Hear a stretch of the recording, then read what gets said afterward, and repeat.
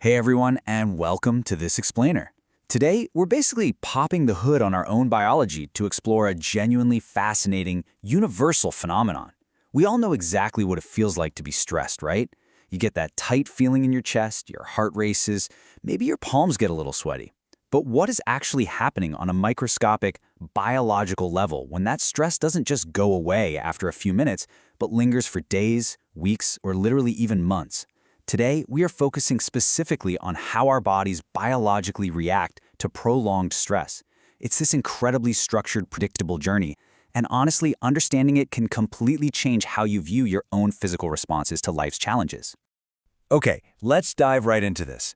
Here's our agenda for today. We'll start with discovering the stress pattern, then walk through the three key stages: the alarm reaction stage, the resistance stage, and the exhaustion stage. Finally, we'll wrap things up by looking at the psychological factor. Section 1. Discovering the stress pattern. To truly understand our bodies, we kind of have to look back at how this pattern was even discovered in the first place. Think about it for a second. What exactly happens to our bodies when we're placed under prolonged stress? If you're stuck in a really intense situation, say a demanding job, a sudden personal crisis, or a severe illness, your body doesn't just randomly panic. It actually initiates a highly coordinated systemic operation. And the discovery of this operation fundamentally changed how we understand human biology today. This brings us to a massive foundational concept: General Adaptation Syndrome, or GAS for short. Coined by Hans Selye, who's basically considered the father of modern stress research, GAS is defined as a universal pattern of bodily responses to prolonged stress. It essentially tells us that no matter what the threat actually is, your body's going to respond with the exact same physiological pattern of reactions, progressing through three very distinct stages. So how did Selye actually figure this out? Well, he spent a massive amount of time in the lab observing animals dealing with a wild variety of intense stressors. We're talking exposure to extreme high temperatures, X-rays, even insulin injections over long periods of time. He also studied human patients in hospitals suffering from various injuries and illnesses. And what he noticed was, frankly, completely groundbreaking. He was totally surprised to find that whether the stressor was a physical injury, a sickness, or an environmental extreme like intense heat, it triggered the exact same underlying bodily response. The cause didn't matter. The biological playbook stayed exactly the same. Selye's General Adaptation Syndrome curve brilliantly illustrates this whole process. It maps out these three stages against our normal baseline level of resistance to stress. We start at a baseline, take a slight dip during that initial shock, and then our resistance surges way upward to fight the threat, holding a high plateau for a while before ultimately crashing down if the stress never ends. It's essentially a visual representation of our body's desperate attempt to maintain balance or homeostasis while under attack. Just to bridge us from that big picture view into the gritty biological details, let's quickly summarize the three steps.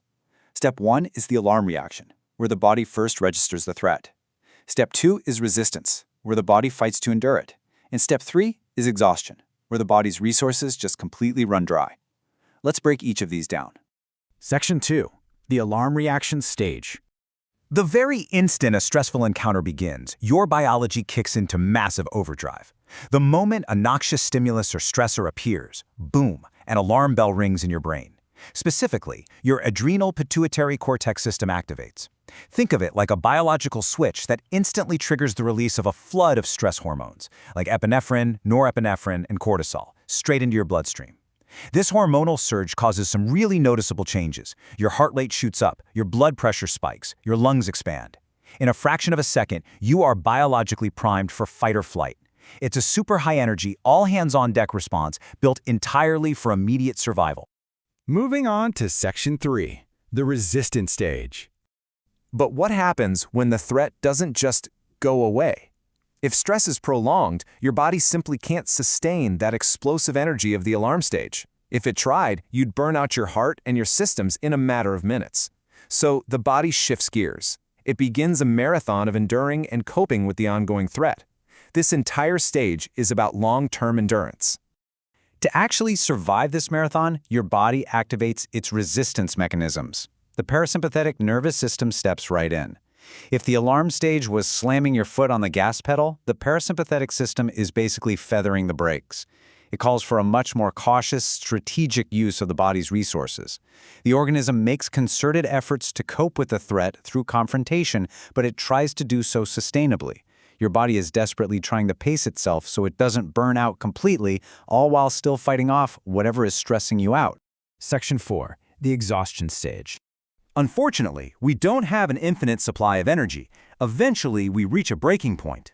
So the crucial point is really seeing the stark contrast between how we start and how we finish a stressful encounter. Take stage 1, the alarm phase. High energy and activated adrenal pituitary cortex system, a massive fight-or-flight hormone surge. Absolute high-alert readiness. But then compare that to stage 3, exhaustion. Continued exposure has completely drained your resources. The physiological systems that worked perfectly during the alarm and resistance stages become totally ineffective. It's a complete biological defeat, which leads directly to a high susceptibility to stress-related diseases, cardiovascular disorders, and high blood pressure. Your immune system is just wrecked, leaving you totally vulnerable.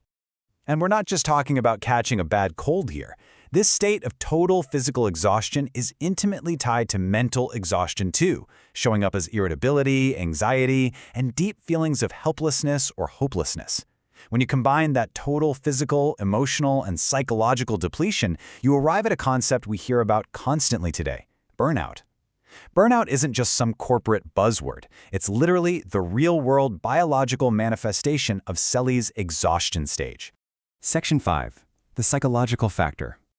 Now, as incredibly comprehensive as Selye's biological model is, modern science tells us it's actually not the whole story. Selye mapped the biology perfectly, but researchers today have one major critique. His model assigns a very limited role to psychological factors in determining stress.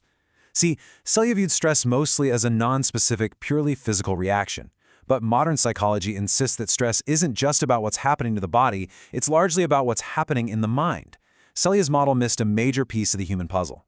What's absolutely fascinating here is the missing human element and how it overrides strict biological programming.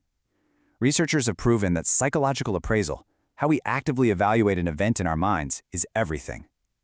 How we respond to stress is heavily influenced by our individual perceptions, our distinct personalities, and our unique biological constitutions.